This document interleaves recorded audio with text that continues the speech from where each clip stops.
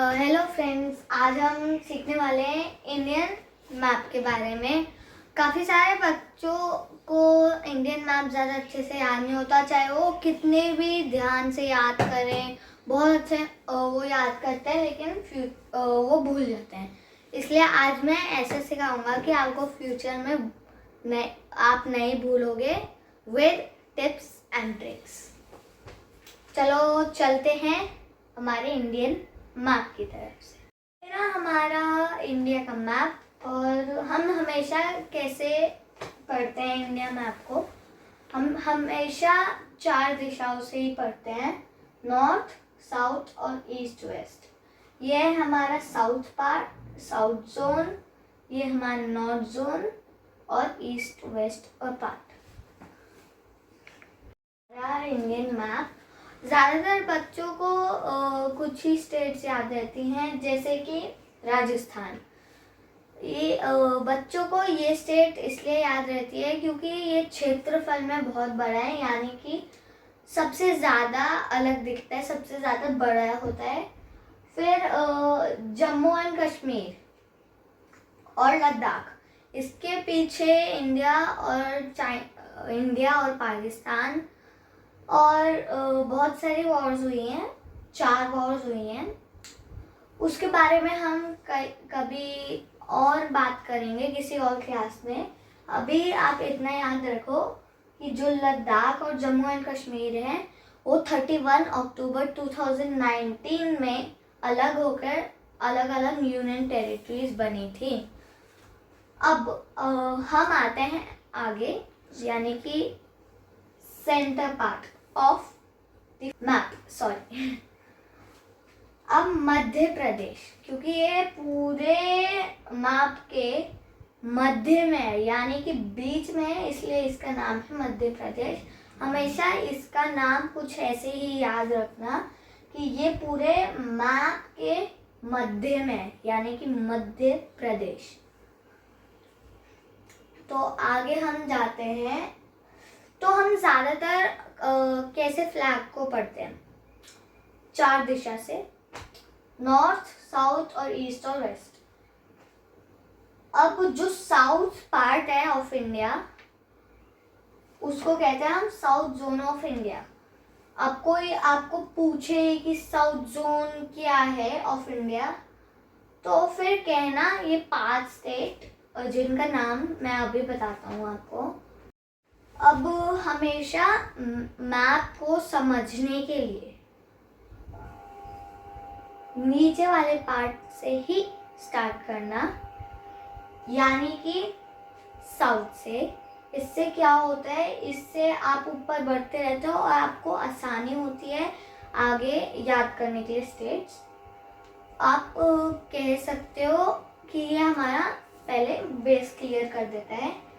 अब जो purple colour से हाईलाइटेड है उसको हम कह सकते हैं साउथ जोन ऑफ इंडिया। अब साउथ जोन ऑफ इंडिया में कौन सी 5 स्टेट आएगी, वो आपके एग्जाम में क्वेश्चन भी आ सकते हैं, जो कि हैं केरल, यानी कि केरला,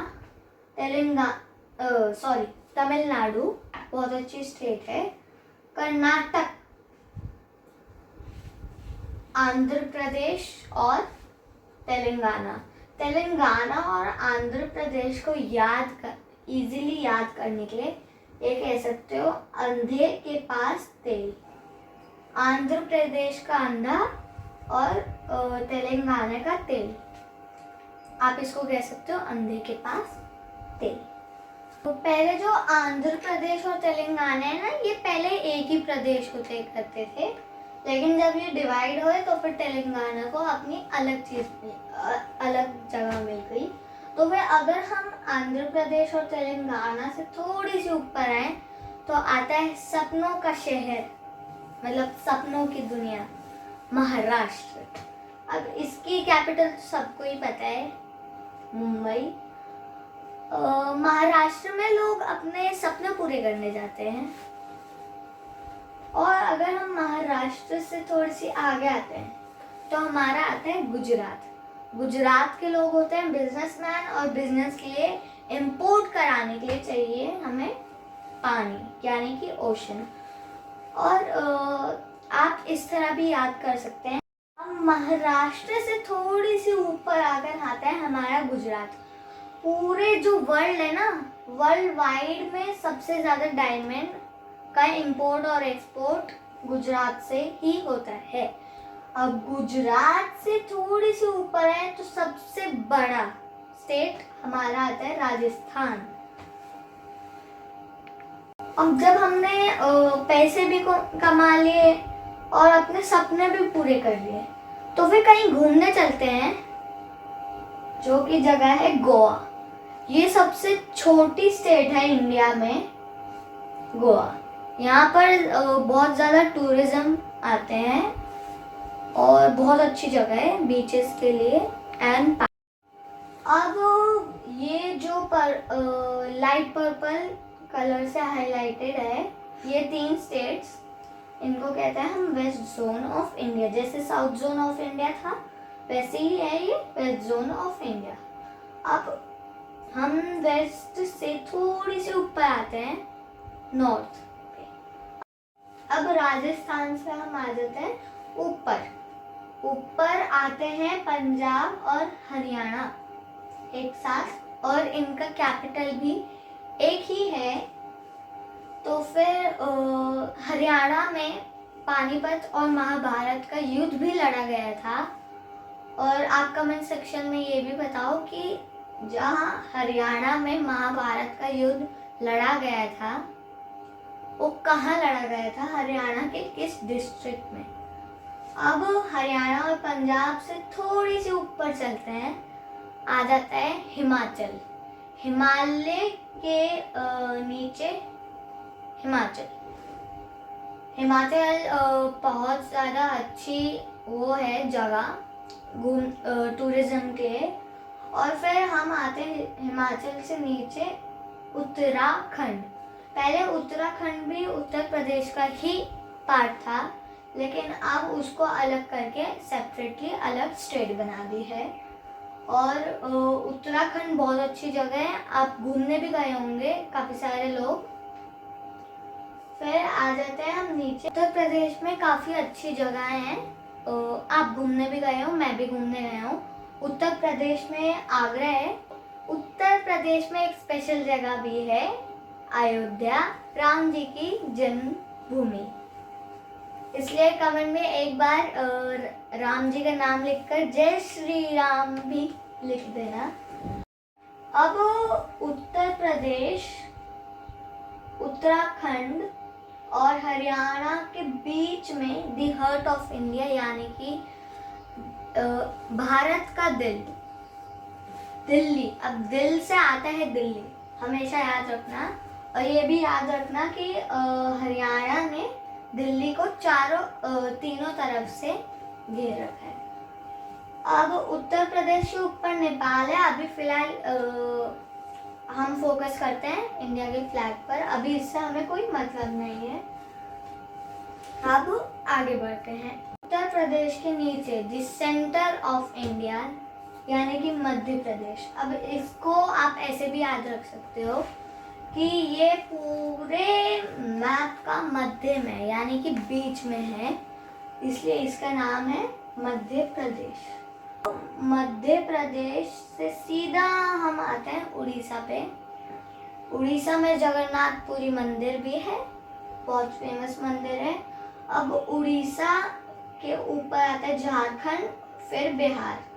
अब इन तीनों की लैंग्वेज लगभग सेम ही है, आप इसको ये भी याद कर सकते हो, ये लाइन में ही है तो फिर इजी है याद करना, बिहार, झारखंड और उड़ीसा।